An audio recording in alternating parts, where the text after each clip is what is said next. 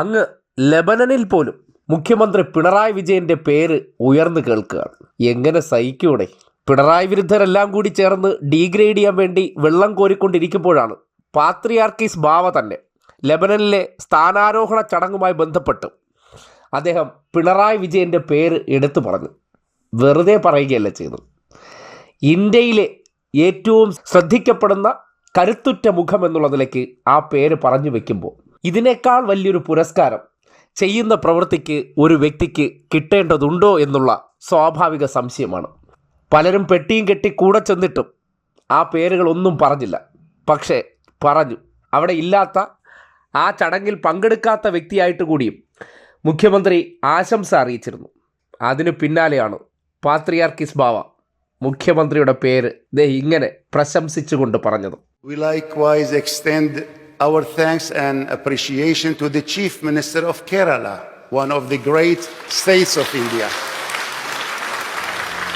A state known for its rate of literacy.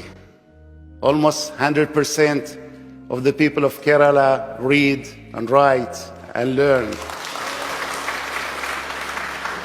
His Excellency Mr. Pinarayi Vijayan, the Chief Minister, who is no stranger to us, whom we met several times and who holds special place in his heart for our people as he does for the entire people of Kerala, is today represented here by a large delegation headed by His Excellency Mr.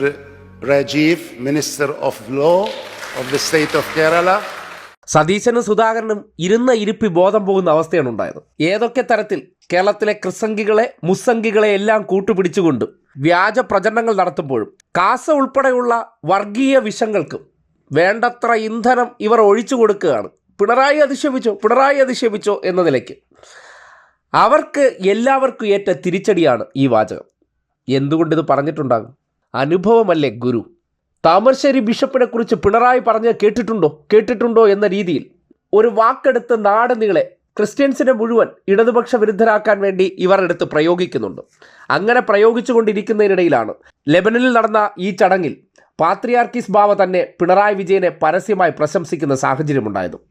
ആ പ്രശംസ പിണറായി വിജയൻ എന്ന മുഖ്യമന്ത്രിക്ക് കിട്ടുന്ന ഏറ്റവും വലിയ ഒരു ആദരവ് കൂടിയാണ്. കാര്യം കേരളത്തിലെ മുഖ്യമന്ത്രി എന്നല്ല, ഇന്ത്യയിലെ ഏറ്റവും മികച്ച, ഏറ്റവും കരുത്തുറ്റ മുഖമെന്ന് പിണറായി വിജയനെ പ്രശംസിക്കാൻ വേണ്ടി അദ്ദേഹം വാചകമായി ഉപയോഗിക്കുമ്പോൾ സ്വാഭാവികമായിട്ടും മുഖ്യമന്ത്രി എന്നുള്ള നിലയ്ക്ക് ഒരാളുടെ പ്രവർത്തനം അതിരുകൾ ഭേദിച്ച് ഏതുവരെ എത്തി എന്നതിൻ്റെ തെളിവാണ്.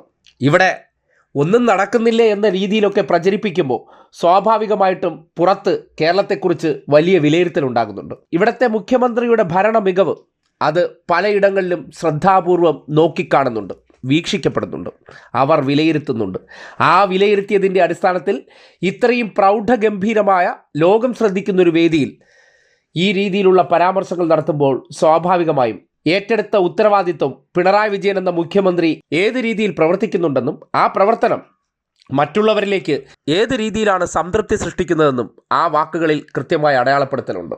അതുകൊണ്ട് കമ്മ്യൂണിസ്റ്റുകൾ മതങ്ങൾക്കെതിരാണെന്ന് പ്രചരിപ്പിക്കാൻ ശ്രമിക്കുന്നിടത്ത് കമ്മ്യൂണിസ്റ്റുകൾ മതങ്ങൾക്കെതിരല്ല എന്ന് അത് നയിക്കുന്നവർക്ക് തന്നെ ബോധ്യപ്പെടുകയും അതിൻ്റെ അടിസ്ഥാനത്തിൽ ആ പ്രസ്ഥാനത്തിൻ്റെ ഭാഗമായി നയിക്കുന്ന വ്യക്തിക്ക് തന്നെ ഈ പ്രശംസ നൽകുമ്പോൾ സ്വാഭാവികമായിട്ടും ഇടതുപക്ഷം മതവിരുദ്ധമാണ് എന്നുള്ള പ്രചരണങ്ങൾ കൂടി റദ്ദാക്കപ്പെടുന്നുണ്ട് എന്നുള്ളതാണ് യാഥാർത്ഥ്യം.